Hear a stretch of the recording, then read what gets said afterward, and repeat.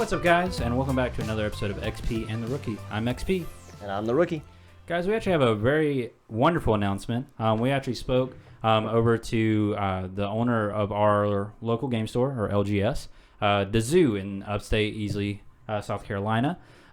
So if you guys are ever in the area, or if you guys live in the area, come check out the Zoo. You can also check out their website, thezoo.com, and basically just check them out. Yeah. Order your cards there if they got what you need, and maybe if you come by, we'll be able to play with you. But on to today's episode. We're actually talking all about Core 2020, and it's pre-release weekend, at least right now for us. But the Rookie and I are so stoked for this set. We should be doing an opening video, and we'll be having that play actually while this episode is recording, probably in one of the four corners, most likely a bottom one.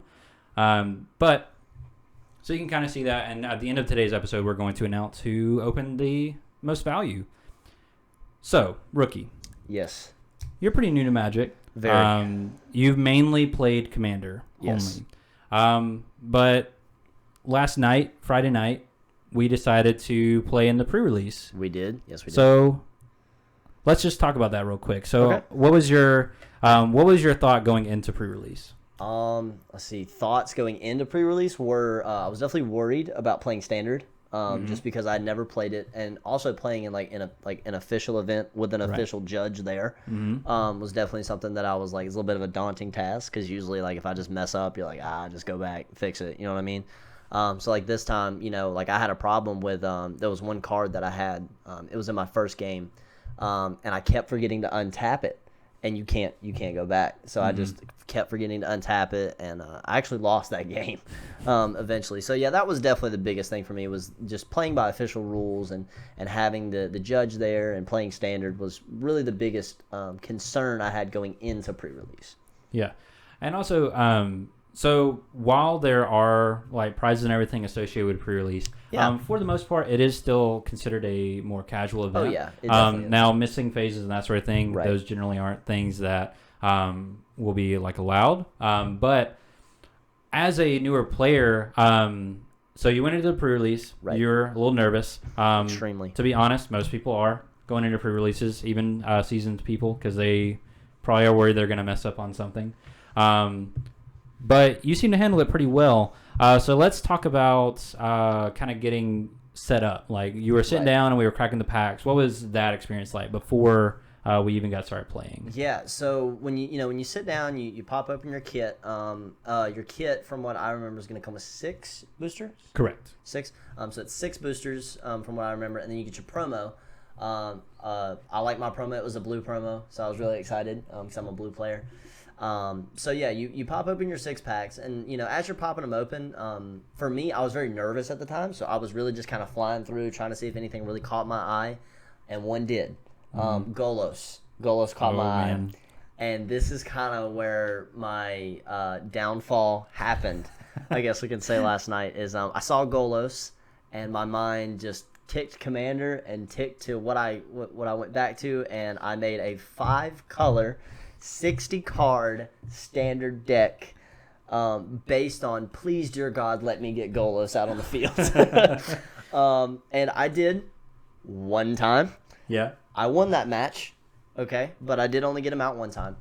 So yeah, when you're opening your packs and you're trying to figure out what you're going to play, the best part that was best for me, the best method that I had was I did by color immediately. I was like, I've got to get these things in a color, get my lands over in one area, and then I can figure out what I'm going to build. And that was usually the way that I went on. And I'll be honest with you guys, I was sleeving up until about 2 minutes left on the clock. So I used all of my time, and I was one of the last ones done too. So just a tip from a rookie: calm down, open your packs, just be calm, see what you want to play, because it's really not too much about winning or losing at a pre-release event. From what I noticed, it's just about playing with the cards, having fun with those cards. Yeah. And then just seeing what you can get, seeing maybe my 5-color Golos deck does work out perfect. Yeah. And a few instances it definitely did. So yeah, that was really in the pre phase. I was very nervous because I was going so slow compared to everybody else, because I didn't have a route to straight go to. I didn't know Rakdos, or I didn't know Izzet, things like that. So. Yeah.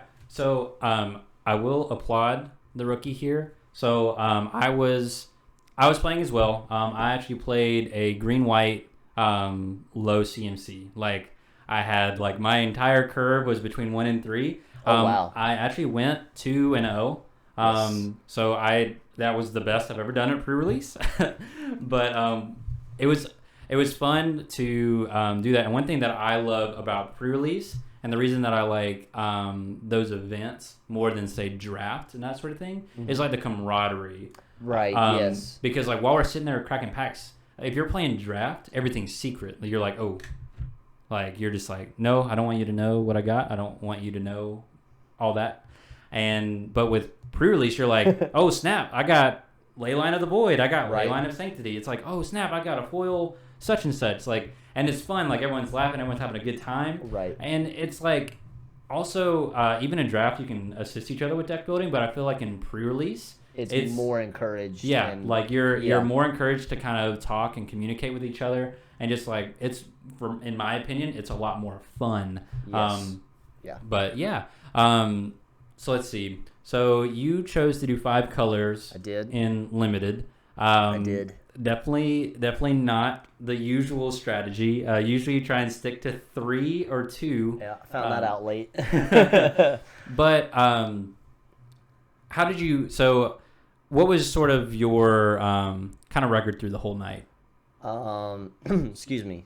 So my record through the whole night? Yeah, like how did you how did you do like in your games and everything? So basically the entire night, this is how every single one of my 3 rounds is what they're called, right? So there's 3 rounds and each round is composed of matches. Right. So in all 3 rounds, I lost 2-1 in my matches. But I always won the middle round. So I lost the middle match, sorry. I would lose the first match, win the second match, and then lose the third. But I will say something that I think would be a good tip to you guys is make sure you have the right amount of lands for your deck. Because I thankfully was given the information from the XP here about how many I needed for a 60 card deck, because most people were running 40 at that event. I was running 60. And so therefore, I had to make sure I had more lands. So make sure you have lands. And that should be your first avenue is have those lands. But yeah, that's mostly how my matches went. Unfortunately, I did not win a single round. But I never got, swept. I always took one with me. Hey, and that's really cool. Like, because I'm not gonna lie to you, when you go to an event for the first time, be ready to lose. Yeah. Within my matches, I also, let's see. So my first round went 2-1 me. So I won 2, lost 1. Round 2 was 2-0 me.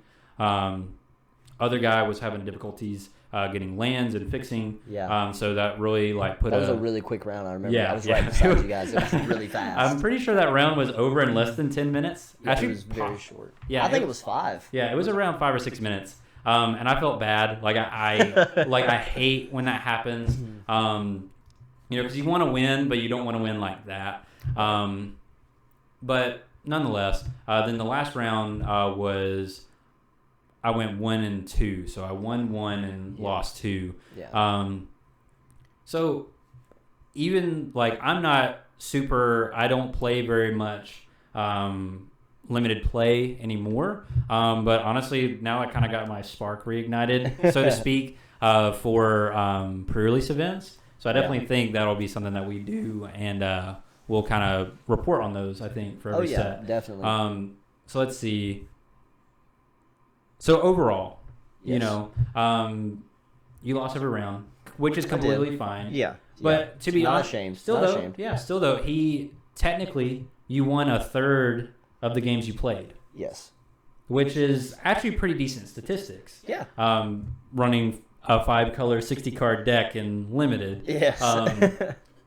But I think that's fantastic. To be completely honest, I did not do as well in my opening pre-releases when I was starting playing.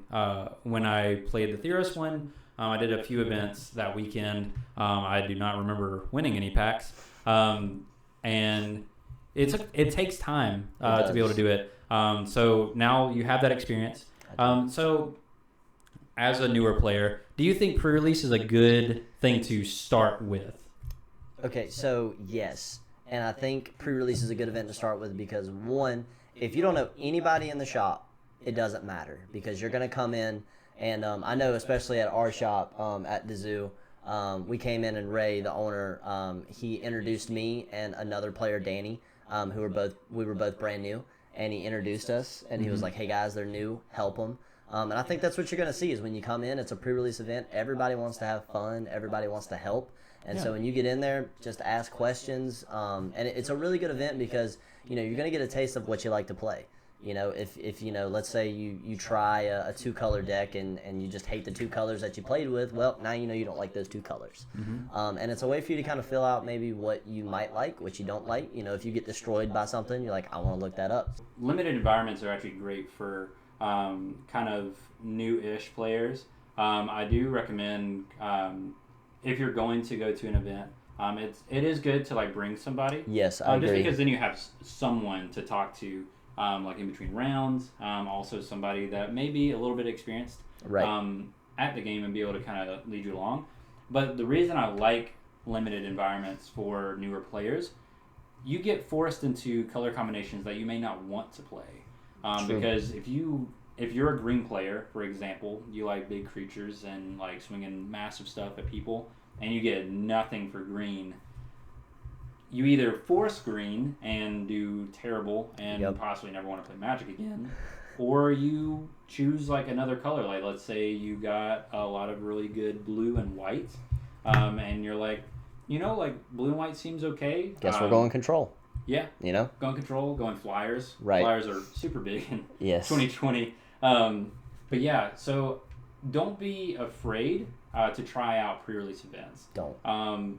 Because honestly, like Tristan was saying, is that whenever you go, you're going to like meet people and just opening packs, like just be open, like be like, hey, like I got this really cool card. Yeah. And I mean, you might not know what it is. If it has a little orangish logo, that means it's really rare, and that's a good thing.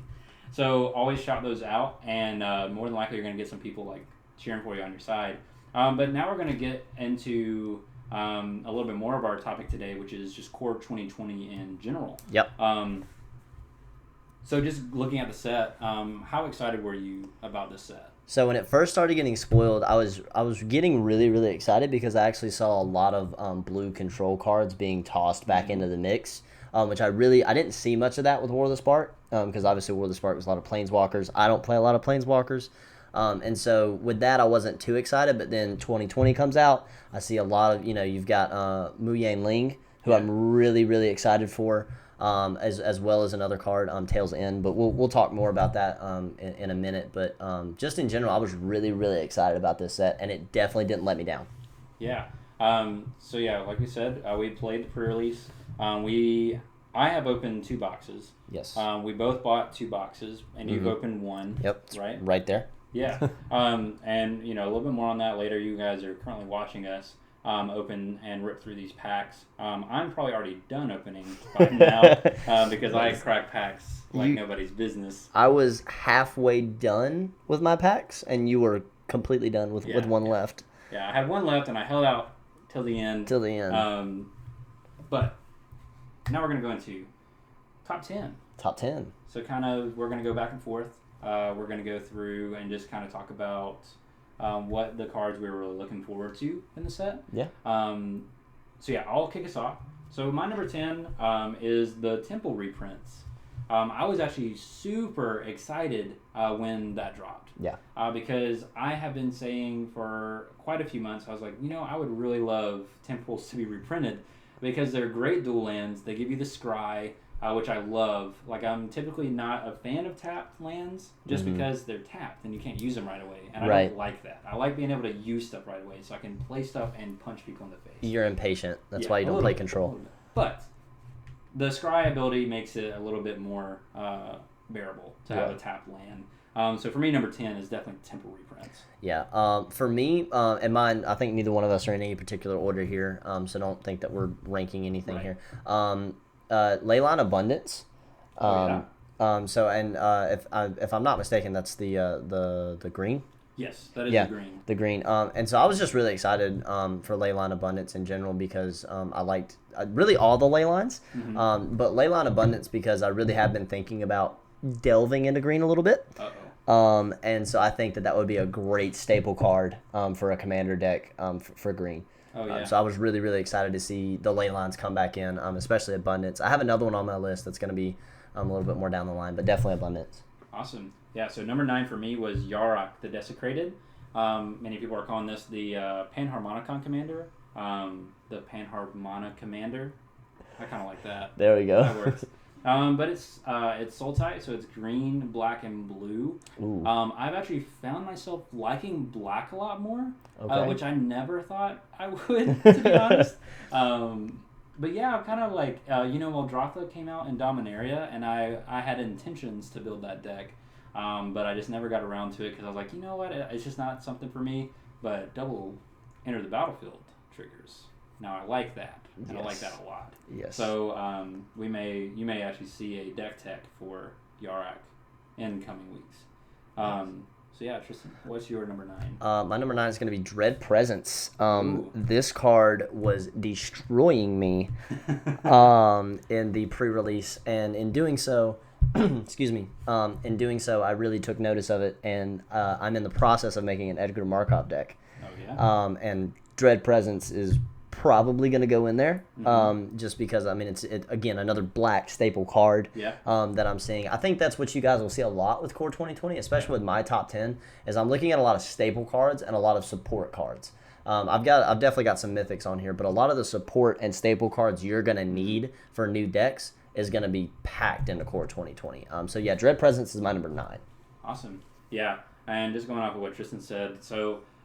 There are definitely a lot of really good options in every color combination almost in Core 2020.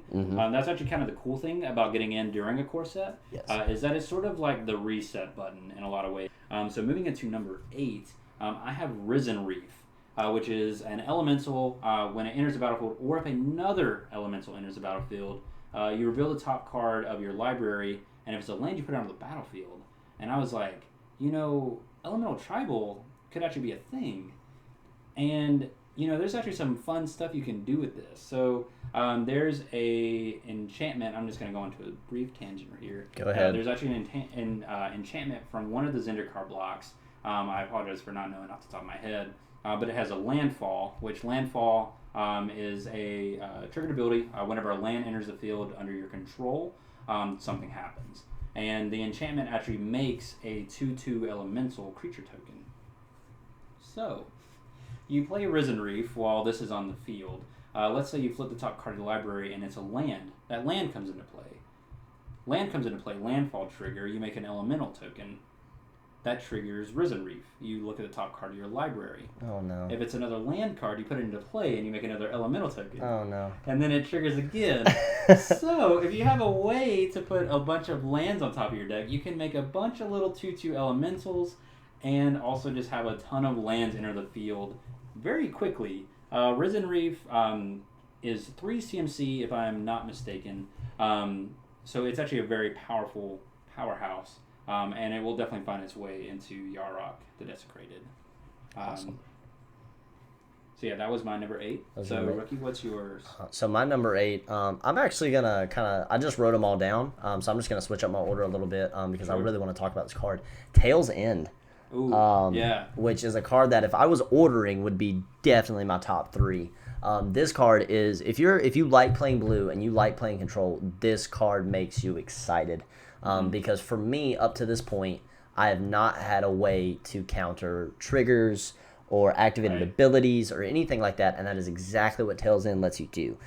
Tail's End, 1 in a blue for an instant, counter target activated ability, triggered ability, or legendary spell. Exactly, and so that card is insane. Especially even if you don't run Commander, this is an insane card for Standard, because you're able to put it's up to 4, correct? 4 copies of a card. Yeah. So if you play Standard, even though this is mostly a Commander EDH channel, if you're looking for a Standard staple, Tail's End is a beautiful staple because you're gonna have just that many more options to stop someone. Because that's the whole point of control, is stopping. No, you can't do that. No, you can't do that. You can't do that either. So Tails End, 100% an extremely excitable card for me. I was actually able to, I don't know if it's come up on the screen yet, but I'm going to go ahead and spoil it anyways. Oh, gosh. I get a foil Tails End, and I'm very excited about that. It's 100% going in my Talon deck. Let's move on to number 7 for me, which is Shared Summons, which is a 5-mana green instant. Lets you search your library for 2 creature cards and put them into your hand. In my mono green Galta deck, a lot of times I need ways to find answers, and it is a beautiful card for that because 5 mana in that deck is usually pretty easy feat. Yeah, extremely easy feat for you. Yeah. I've played against it a few times. It's literally nothing for him to be able to do that. But yeah, so that was my number 7. All right, my number 7 right now, I'm going to go with Knight of the Ebon Legion. I think is how you say it. Ebon Legion, which is a 1 CMC, or just one black, one black, not even really CMC, 1 black, 1/2 Knight. Now, you would say like that's easy, like that's nothing to write home about, but he's got these 2 abilities. Right. All right, and I didn't want to mess him up, so I've got him pulled up on my computer so I can tell him to you better. So for 2 and a black, all right, you can he gets a 3/3 and gains Death Touch until end of turn. So for 3 mana, you could give him Death Touch, and he will become a 4/5, which is insane. I love Death Touch. Death Touch is one of my favorite activations because he can have Galta out there as giant as Galta wants to be, but I can kill him like that. You know what I mean? If he has no blockers, I can just do it. I can kill him with a 1/1 with Death Touch. And then the second ability of it says that at the beginning of your end step, if a player has lost 4 or more life this turn, you get a 1/1 counter on Knight of Ebon, which is really cool because you're continuing to build him up, and you still have that activation of the 2 and 1 black to continue to give him Death Touch and 3/3. So this card is a major staple, especially it being a vampire, and me. Like I said, I'm going to be delving into an Edgar Markov deck here soon, which I didn't know who he was. So for all the rookies out there that are just like me, he's from C17, which is Commander 17, and he's very good for life gain and vampire tribal. And with the Knight of Ebon being a vampire knight, it just makes it that much better for that tribal aspect. So yeah, that is my number 7. Yeah, fun stuff. And also with Knight, his activated ability where you give him the is it +3/+3? Yes, +3/+3 and Death Touch. Yeah, so you activate that with no blocks, and you trigger his ability because he has 4 power. So he just immediately starts stacking up in black, especially in an Edgar Markov deck. You're actually getting a lot of vampires on the field, and you are swinging them hard. You're going to find that this guy's going to get pretty big pretty fast. Right. So I'm very excited about that card, nonetheless. Yeah. Number 6, we're going to look at, I believe this is one of our first Planeswalkers on the list. Oh, okay. So we got Chandra, Awakened Inferno. There which she is. The Mythic. Could you scroll up for me? Yeah, I got you. And we'll find her card so I can read off her loyalty abilities. Going all the way up to the Mythic. Goodness gracious, I was far down. There we go. All right. So Chandra, Awakened Inferno is a 6 CMC, 4 and 2 red. For a legendary Planeswalker, Chandra. It cannot be countered. Important. Very important. Very. She comes in with 6 loyalty. You +2 her to give each of your opponents an emblem. And emblems can't be interacted with yet. And it pings them for 1 damage at their upkeep. So just every turn. Every turn they're going to get hit for a damage. Every turn they're going to get hit for a damage. Yeah, and they typically can't stop it coming in. If they have a way to bounce it, that's pretty much the only way they can interact with it. But you're going to get the 1 shot off. Yeah. You're going to be able to do the +2 no matter what. They're going to get the 1. And just the one thing I love in any format is something that puts a turn clock on things. So basically something that is doing something consistently on every single turn that is slowly ticking everybody down and causing a little bit of pace to the game. But then she has a -3 3. Could you bring it a little closer to me? So Yeah, gotcha, man. Yeah, -3. Chandra Awakened Inferno deals 3 damage to each non-elemental creature. All the Chandras in this set kind of deal with elementals, and if you notice, a lot of the creatures in the set are also elementals. Yes. So there's a little bit of tribal synergy across most of the colors. Then you can -X, so you can put any amount of loyalty into the X, and Chandra will deal X damage to target creature or planeswalker.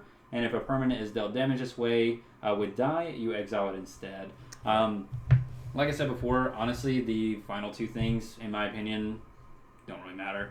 I'm looking for that +2 to be able to put a clock on things. I run Nekasar. I know I'm a terrible, terrible person. How dare you? But it is. I like to call it my Nekasar Legion of Doom deck because it's Grixis Super Friends, and that deck's all about just recurring and getting some damage in without me having to do much of anything. So yeah, definitely gonna find a slot for her. I just gotta find her and get a copy of her because she's going to be quite expensive. Yes. But yeah, that is my number 6. So Rookie, what are you looking at for number 6? So I'm going to go ahead and move to a card that I think me and you are both very familiar with, and it's Golos. Oh, man. That is my number 1, yes. by the way. Yes, we do share some of our top 10s here. I'm going to steal his thunder a little bit with Golos.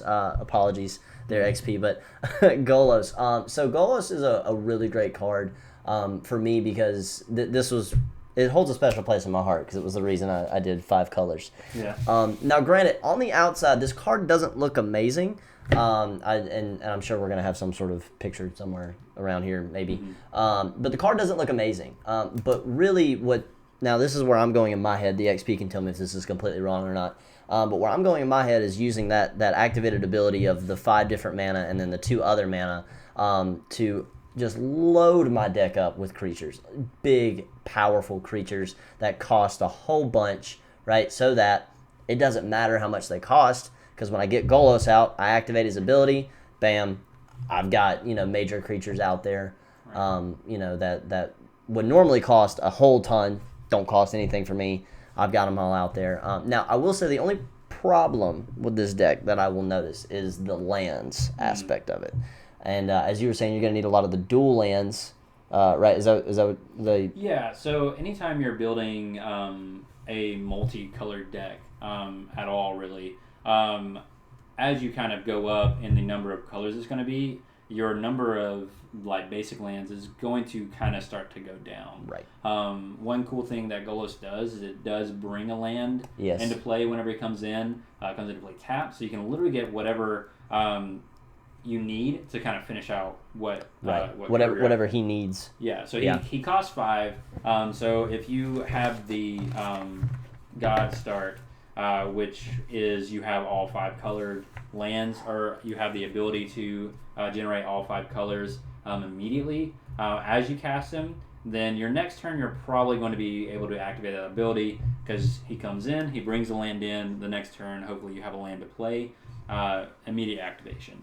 So yeah, doing big creatures. Cheating a mana cost is something that I love to do. Magic, which we'll kind of talk a little bit of that actually during the Galta deck tech, which will be coming out very soon, which is a deck very near and dear to my heart. But I hate it so much. Yeah, so what Tristan's saying is completely accurate. Yeah, being able to pay 7 and burn off 3 spells off the top of your deck. If you haven't played land for turn, you can actually play a land that gets revealed that way. It's very, very strong, very powerful. Definitely something I'm excited to build around. I'm not, actually, oddly enough, even though a lot of people are kind of hesitant of this commander because they're fearful of its spikiness, I'm actually looking for more of a flavorful deck with this. I'm not. Yeah. I'm not. I'm looking to be an annoyance. But yeah, and that's one thing we've actually been talking about is possibly just doing, each of us build Golos separately, and then coming together and revealing it to you guys to see how we do it differently. So I don't want to play against each other. Yeah, I don't want to spoil too much of mine because I don't want him to know. But yeah, that he did selfishly take my number 1, so I'm gonna have to get back at him a little bit. But we're gonna move to number 5, which is actually a very interesting, I would say, card for the set, which is Scheming Symmetry. which is a 1 black mana sorcery that allows you to tutor up. So you search your library for a card, any card, and put it on top. But there's a catch. An opponent gets to do it as well. So you target 2 players. Now, in a multiplayer format like Commander, if you're not playing a team variant, you're allowing an opponent to go search for something as well, which seems bad. But if you're in a situation where you have no answers in hand, you need to do this. Yeah, so you're just like, hey, rookie, can you go fetch, like, what do you have in your library that can deal with this? And if I give that to you, what do I get in return? Play a little bit of politics. Right, yeah, it's very political. Yes. Now, one thing I plan to do with this card is when someone says they're going to get Cyclonic Rift, or if they threaten to go get something that could hurt me too, I'm going to get a card called Narset's Reversal, so I get to play it instead. Yes. Just to be able to kind of slow them down a little bit. But honestly, most of the time, I'm probably going to be going to get something that I need and allow just someone else to go get something that they may need or want. Right. But definitely in a sticky situation, being able to get someone else to find the answer that maybe you don't have, or maybe you want them to find it so they can use that answer and not have it later. Definitely an upside of a wonderfully designed card, in my opinion. So what's your number 5? So my number 5 is actually just going to be an uncommon, nothing super big. But I'm really excited for this card. It's called Brineborn Cutthroat. Ooh, yeah. And it's a 2 CMC Merfolk Pirate. And first off, the main reason that I love this card is it has flash, which is really useful for me, being a blue control player, especially mono blue. I have a lot of instants, and being able to cast a creature at instant speed is something that is extremely useful for me when I get in a sticky situation, especially for it being a cheap one too. But it's also got a second ability to it that says whenever I cast a spell during another opponent's turn, Brineborn gets a +1/+1 counter. And 90% of my spells are cast during an opponent's turn. And so this card is something that I am extremely excited about, because if I can get it out on the field really early, then I can just continue to build him by just throwing out counter spells here, or just simple things like that. And I'm really excited for it for mainly that reason, as well as it also being Merfolk, because my commander is also Merfolk. Slightly adding a little bit of tribal in there eventually, but not too much, because I need to keep that spell slinger identity. So that's a tip. You're gonna want to do a lot when you first start building. Find one thing and just focus on that at first. Because you can ask XP. I'm texting him like every other day, like, man, wouldn't this be a cool deck? Yeah. And I'm never gonna build that deck more than likely. My number 5 is Brineborn Cutthroat. Yeah, and never say never, because I assure you, you will. If you ever think of a deck, you may not build it right away, but somewhere along the line, there's going to be a card printed that's going to do what you wanted to do better. Yes. And you're going to be like, oh yeah, that sounds pretty good. So Drakuseth Maw of Flames is a 4 red, a 7 CMC, legendary creature, dragon. It has flying, which is important. Most dragons do. It is a 7/7. When Drakuseth Maw of Flames attacks, it deals 4 damage to any target and 3 damage to each of up to 2 other targets. So you're swinging 7. You're dealing an additional 4, an additional 3, and an additional 3. So you're actually throwing out 17 damage. 17. And every swing. And also with the Victus, I'm really hoping to rip him off the top. Yeah. And be able to play him for no cost. Yeah. So that way, next turn, I'm going to be taking care of some stuff. Yeah. Drakuseth definitely is up there for me. Yeah, especially the main part about this card that I think makes it really overpowered is its flying ability. Because you're not gonna. It's very rare. I don't see a lot of reach when I play, and that just could be because who I play against. But I don't see a ton of reach. Right. And so if you're swinging 7 in the air, granted, most players will not be able to stop that 7 in the air. And then they're already not going to be able to stop that 4 and then the 3/3. If you're going 1-on-1 against someone, you're going to swing 17 damage at them right off the bat. And then granted, it's a legendary creature. So if you wanted to, you could build this as a commander. I don't recommend it.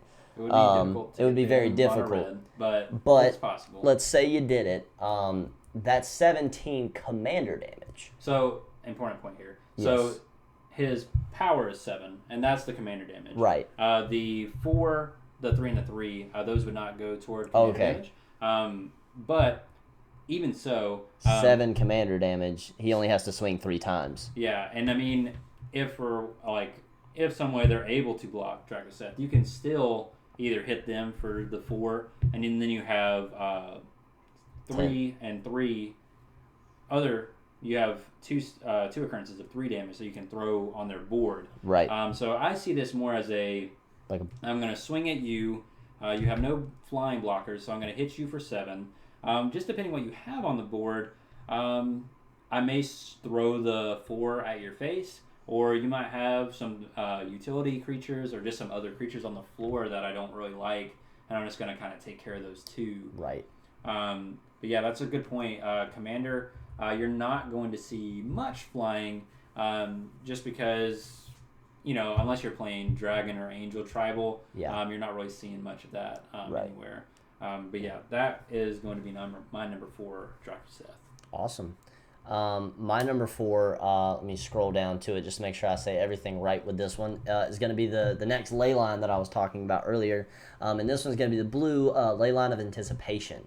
And this one is awesome for me, especially because it has the same ability that all of them do. If it's in my opening hand, I can just play it without playing it CMC. Mm-hmm. But the great thing about this card is that I can cast spells as though they all had flash. So my sorceries, all my creatures, enchantment, anything in my hand, I believe, right? Enchantments, I mean, it's anything. Right, yeah. Anything that you would cast at sorcery speed can now be cast at instant speed. At instant. And so that's huge for me because it again just allows me to stay on the offensive. Because as control, a lot of the times you're on your heels because you're just waiting for someone to do something. But the more instants you have, the more flashes you have and things like that, you can be more offensive. Towards people, and so the more you can get on your toes, the more you can get off those heels, you can start making legitimate plays towards people, and I think this card really opens up just the floodgates for you to be able to do that. Very true. Yeah, being able to have Leyline on the field, specifically in your Tauren deck, instead of spending your turn casting your Tauren, you can now have 4 mana up to do whatever you need to in the meantime. So sometimes playing Tauren main phase of turn 4 most likely in that deck probably isn't really going to be your best play. Holding up that mana, kind of keeping somebody thinking about what could be in your hand, and being able to flash in Tauren on the instep before your turn, then being able to start your turn, and now you have your commander out, and now you have probably 5 mana to be able to protect him as your turns go around. Exactly. Let's say you have something else in your hand that you want to drop that's around 5 CMC, or you have like Primal Amulet, that's 4 CMC artifact. You drop that, like I said, instep before your turn, and you're just like constantly getting value. You also, if someone targets your leyline to destroy it, you still get that instant where you can plop out whatever you need to out of your hand. Exactly. And be able to kind of keep yourself ready for that. But yeah, no, the Leyline of Anticipation is definitely one that was anticipated by a lot of players, along with Leyline of the Void as well. Definitely some much needed reprints. But yeah, that's all I have to say on Leyline of Anticipation. You have any other thoughts on it? No, I think I've I really like the artwork of all the ley lines. I don't know if this is me, but I love the artwork. Definitely, we're looking at all 4 of them right now, and as much as I love Anticipation, this is a bit of a tangent. As much as I love Anticipation, I think my favorites are Combustion and Abundance. I think those two are really like the bangers of the artwork. I'm not gonna lie, I actually really like. I think Anticipation and Void are probably my favorite artwork. Yeah. I kind of like Void. So Void, the Leyline of the Void, in case you didn't know. If a card would be put into an opponent's graveyard from anywhere, exile it instead, and it kind of has like these 4 little pillars in it, and it almost looks like something like reaching up from the ground, and it's kind of like sealed. I think it's kind of cool. You like geeking out a little bit over that. Bit. Just enough. But but all yeah. right, yeah. Let's move to Let's 3. keep it So moving. who's your 3? So 3 is Shifting Ceratops. So if you were to scroll down a little bit, so I can make sure I get this guy right. Yep, gotcha. So a lot of people are actually calling Shifting Ceratops kind of the next Carnage Tyrant for Standard. It comes in, it's 4 CMC, 2 green for a creature, dinosaur. It is a 5/4, so we got a little bit of an imbalance there. So you have a higher power for its CMC, which is something that Galta absolutely loves. Spell cannot be countered. Protection from blue. Yeah, definitely I don't like excited it. for that part. I don't like it.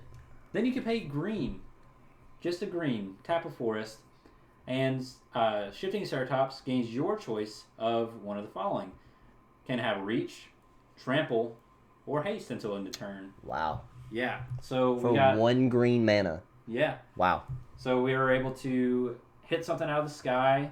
We're able to run over some things, or we're able just to swing off right away. Or I mean, if you got 3 green and for whatever reason you need reach on your turn, you can give it all 3, and you can swing in, trample, and just smack some face. But yeah, I'm definitely excited for that to be put in my Galta deck. It's going to help speed up some things. Turn 4, 5 power can actually result in a turn 3, at that rate, it's actually possible to get Galta out turn 3 if I had the right drops and everything. So Galta turn 3. that's another thing. It's very fun in Galta. We'll talk about that more in the deck tech coming up. Bane of my existence right there. But yeah, that's my number 3. So Ricky, what's yours? So my number 3 is going to be a card that I'm unfortunately saddened about because I did not pull it in my box. Oh. And it's the most beautiful Planeswalker out of all of them, by the way. All right, Oh. I think it has the prettiest artwork out of all of them. Oh, okay. So the artwork is pretty. You don't think that? I mean, I've never met her. I mean, hey, if you're out there, Moo, hit your boy up. We'll have a conversation. But no, so Mu Yanling, Sky Dancer, is a 3 CMC blue Planeswalker mythic. She comes in with 2 loyalty counter, and you can +2 her for until your next turn. Up to 1 target creature gets -2 and -0, and they'll lose flying. The reason I love that one specifically is because as a blue control player, like I said before, you play on your heels a lot. If you're able to get, I'm just gonna call her Moo. If you're able to get Moo out really early, especially on the turn 3, you can protect yourself very easily with that, and you're still plussing her and so she could be really, really useful for protecting you on your turns. And then her -3 is one that I just love because it's dope. Create a 4/4 blue elemental bird creature token with flying. So there you go. You have a 4/4 flyer right there. And if you just so happen to be running an elemental tribal with her, with blue in it, that's an amazing card to have because you can just keep making those elementals and boosting them with whatever you have. I like it because it has flying. My Drakes have flying. I have a small little bit of like a flying theme in my deck. So I really like that part. And then her -8, which I really like, is you get an emblem that says islands you control have tap to draw a card. So that is awesome because if there's a point where I'm stuck, I could just, and I have a few, as a control player, you just want to have some mana up. If I've got some mana up, I'm going to, tap 1 or 2 of my mana and pull, and draw 2 cards. Maybe I get a really good 1-drop instant or a 2-drop sorcery or something like that. That helps me get back to making sure people understand that I'm still a threat. Right. Because I've noticed a lot of the times you can, you're casting your instants and your sorceries, and then out of nowhere, bam, you got nothing in your hand. Right. Yeah. And so this is an effect that's gonna, and it stays as well. It's not something that just goes away. It's gonna stay. Exactly. Yeah. And it's gonna continue giving you some return with that. So I really love Mu Yanling Sky Dancer as a 3 CMC blue Planeswalker, especially for my control talent deck. Yeah. Definitely for Tauren, I think being able to have her come down when you have some blockers, yes, being able to shut down someone that has flying, you're able to minimize the amount of damage she can take. She's going to take some time to get to that ultimate, much like almost any Planeswalker. Right. But at the same time, if you are able to, then you have just a consistent drawing engine for the rest of the game, which, like you said, blue players like a lot. All right, so moving on to number 2, for me, which is a call out to all you Dungeons and Dragons fans out there, the Bag of Holding. The Bag of Holding. A very awesome artifact, but it's a 1-drop artifact. Whenever you discard a card, exile that card from your graveyard. You can pay 2 and tap it, draw a card, then discard a card, so you loot. Then you can pay 4 and tap it, sacrifice the Bag of Holding, and you return all cards exiled with Bag of Holding to their owner's hands. So basically, what you want to do is you just stock up, and honestly, probably as you get closer to 4 mana, you're gonna want to start trying to hold up that 4 mana to be able to, because people are gonna start seeing, he's put a couple Wheel of Fortunes, like he's got about 16, 17 cards chilling out under Bag of Holding. Like, now's the time for me to get rid of it. Right. So having that 4 mana up, just depending on what deck you're running, that could be more or less difficult. But I think it's a good utility. I think that I could see some red players running it just to have that added benefit. There's a lot of discard synergies in the current standard now with Core 2020 coming in. Right.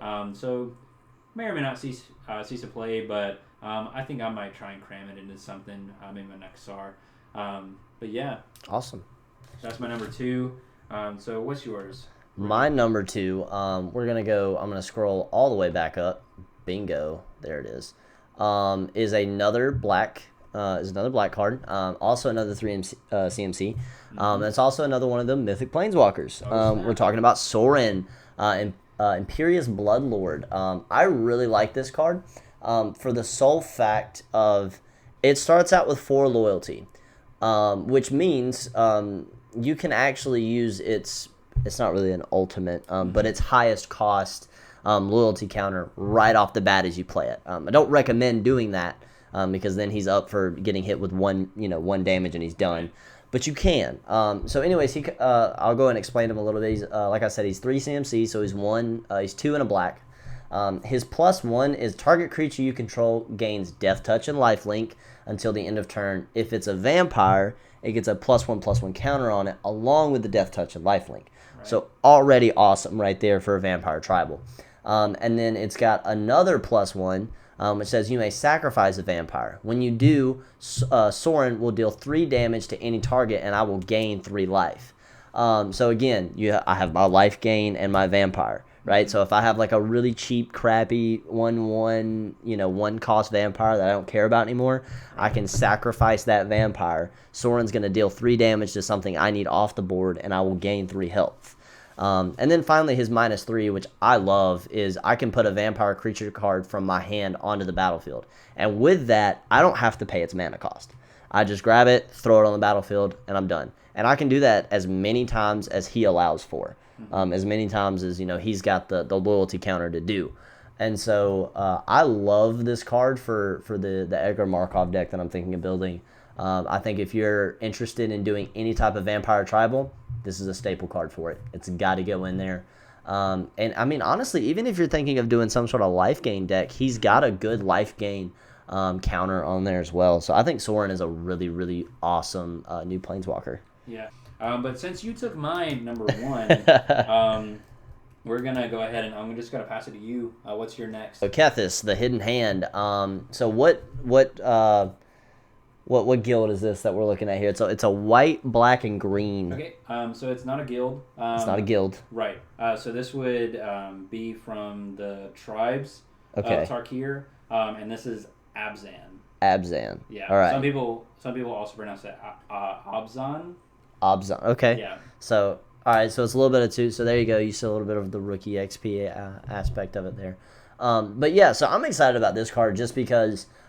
This card is a really great card, just in general, whether or not you're playing Commander, Standard, I mean, anything at all.